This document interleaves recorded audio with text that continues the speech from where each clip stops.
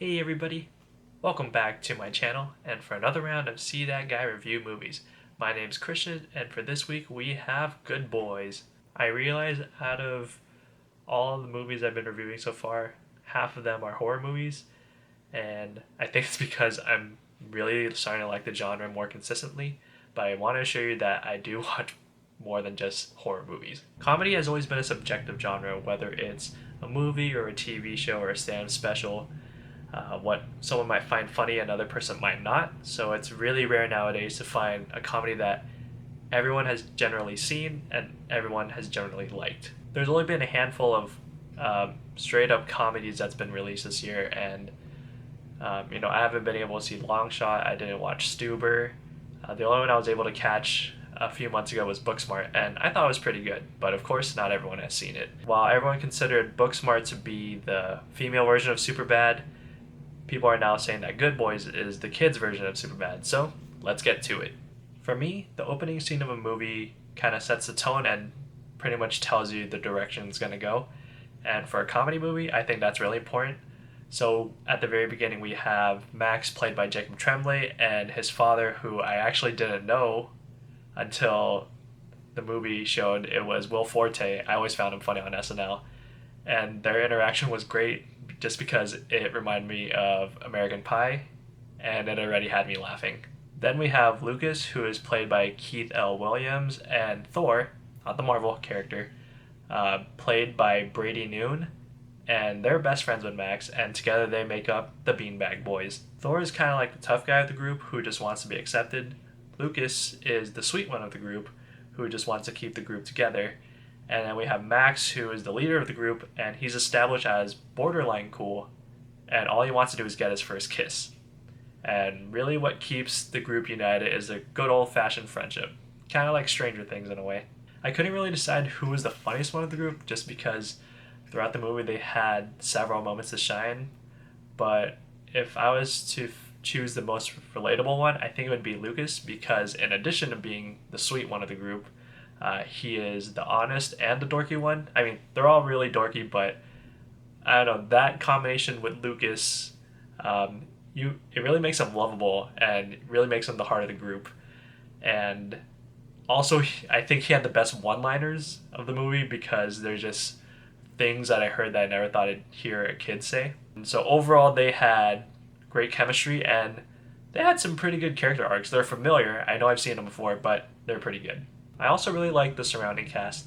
The girls who played the antagonists in the movie, they're the older ones who are chasing the boys because they got their drugs.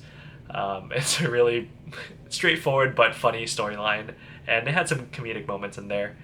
And the movie is scattered with short but hilarious scenes like the cop in the gas station or the buyer who goes to the house. The dialogue, the running gags, the jokes, all of them were pretty good. One thing I really like in comedy is callbacks, and they did have a couple of callbacks in there.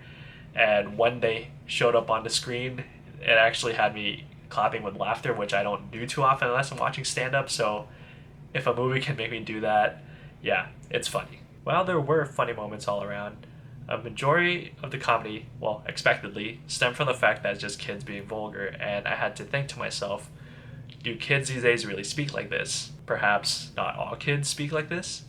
And I'm thinking that at least kids were taught to be nice and polite and clean, maybe around adults.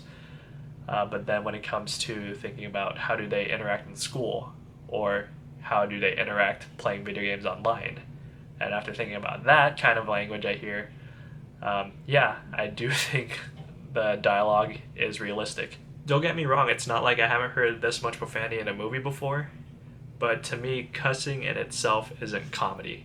It could be funny at first because it's unexpected, or you don't know who's saying it, and it sounds funny, but if it's repeated over and over and over, it gets old really fast. So you just gotta be clever with where you use it, and then it can be funny. So besides a couple of knee slappers throughout the movie, everything else just got a light chuckle. I also noticed some specific parts of the writing of the dialogue, wherein that the movie is definitely up to date with the jokes and how society's going. but it also seemed to be way too aware of what's happened in Hollywood over the last couple of years. Some of the dialogue made it clear that even though the boys are vulgar and maybe they know a few things, they're really good boys at heart. They're innocent and they're naive to the world around them. But then there's a couple of lines where I would expect an adult to say it, and it seemed kind of out of place. And so for me, that kind of made the characters inconsistent about like whether these kids are innocent or maybe they do think more like adults. It was kind of a gray area. Overall, I have to give this movie an 8 out of 10. So congratulations to the director, the producer, the writers of this movie, because I think this is a great addition to the rated R comedy scene. I also found out that the director of the movie, C.Dat.Guy, this was his theatrical debut. So for a first-time director, I gotta say, good job. It was solid, but you could also tell it needed some work. The Beanbag Boys brought plenty of laughs throughout the movie, and surprisingly, some touching moments towards the end. The movie is definitely not for kids, but I suspect that kids are going to watch it anyways. And I know when I was watching, I saw kids walking throughout my theater. But hey, parents, that's on you to discern what's good for your kids to watch. So, if you get easily offended, or don't like profanity, or if you still want to see children as innocent, then don't watch this movie. But if you want a couple of hours of laughter and children's shenanigans, then yeah, I say go see that movie. Alright guys, so that's my movie review. What do you think? Do you agree, disagree, however you feel? Just leave your comments down below and give this video a like or a dislike, however you feel. And if you want to see more movie reviews coming from this guy, be sure to subscribe to this channel, and I will see you in the next one. Bye!